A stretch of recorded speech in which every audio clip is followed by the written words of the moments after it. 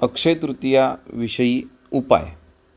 श्री स्वामी समर्थ. नमस्कार मित्रांनो. 3.5 मुहूर्तापैकी एक मुहूर्त असलेला अक्षय तृतीया या दिवशी पितरांचं पूजन केलं जातं. जे पूर्वज आहेत आपले किंवा जे वारलेले मृत व्यक्ती आहेत त्यांचं स्मरण या दिवशी केलं जातं. पितृतर्पण असंही आपलं म्हणलं जातं. पूर्वजाचं स्मरण करून त्यांना जल अर्पण करणे या दिवशी शुभ मानले जाते. प्रामुख्याने भगवान विष्णू आणि माता लक्ष्मी यांचीही याच पूजा केली जाते. तर साधा सोपा एक उपाय मी तुम्हाला देतो आहे, कारण पितरांचा दोष बऱ्याच लोकांना आहे किंवा कारण आपण जे काही कार्य करतो त्या कार्यामध्ये यश येत नाही आहे, आजारपण येतं, त्रास होतो, कोणतेही काम करायला गेले काम मार्गी लागत नाही आहे. तर काही विशिष्ट असे दिवस पूर्वजांनी आपले ठरवलेले आहेत. त्या दिवशी त्यांना तर्पण अर्पण केलं तर त्यांना लाभ होतो किंवा त्यांच्यापासून आपल्याला जो काही त्रास होतो किंवा काही गोष्टी आहेत त्या कमी होतात, असं पूर्वीपासून शास्त्र आहे. त्या शास्त्रानुसार काही उपाय आहेत ते करायचे आहेत.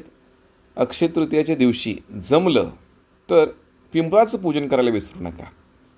पिंपळाचं झाड ज्या ठिकाणी असेल त्या ठिकाणी जाऊन जल अर्पण करायचं आहे. जल अर्पण करत असताना काय करायचं आहे, तांब्याचं भांडं घ्यायचं आहे. त्या तांब्याच्या भांड्यामध्ये थोडंसं दूध घ्यायचं आहे आणि काळे तीळ त्यामध्ये घालून पितरांचं स्मरण करायचं, पितरांची आठवण काढायची आणि त्या पिंपाला ते जल अर्पण करायचं आहे. हा एक उपाय तुम्ही करू शकता अक्षय तृतीया दिवशी. तो नाही जमला तर दुसरा पण एक चांगला उपाय आहे. आपल्या वास्तूमध्ये नैऋत्य कोपरा आहे. तो नैऋत्य कोपऱ्यामध्ये एक पितृपद म्हणून आहे. त्या पितृपदामध्ये अळणी भात म्हणजे बिनमिठाचा भात एका बाऊलमध्ये, एका वाटीमध्ये किंवा एका द्रोणामध्ये किंवा वडाच्या पानावरती ठेवायचा असतो. तो नाही जमला तर पिंपळाच्या पानावरती. बऱ्याच ठिकाणी नाही भेटणार तर तुम्ही एखाद्या द्रोणामध्ये जरी ठेवला तरी चालेल. तो पितृपदामध्ये ठेवायचा आहे, म्हणजे नैऋत्य कोपऱ्यामध्ये तो अळणी भात ठेवायचा आहे. अक्षय तृतीयाच्या दिवशी सुरुवात करायची आहे आणि न चुकता 11 दिवस तो भात त्या ठिकाणी ठेवायचा आहे.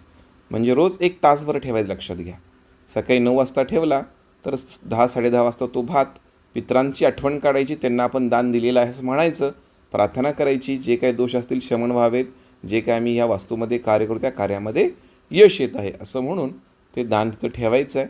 आणि तो जो भात आपण ठेवलेला आहे तो 1 तास, 1.5 तास, 2 तासानंतर तो भात बाहेरच्या बाजूला टाकून द्यायचा आहे.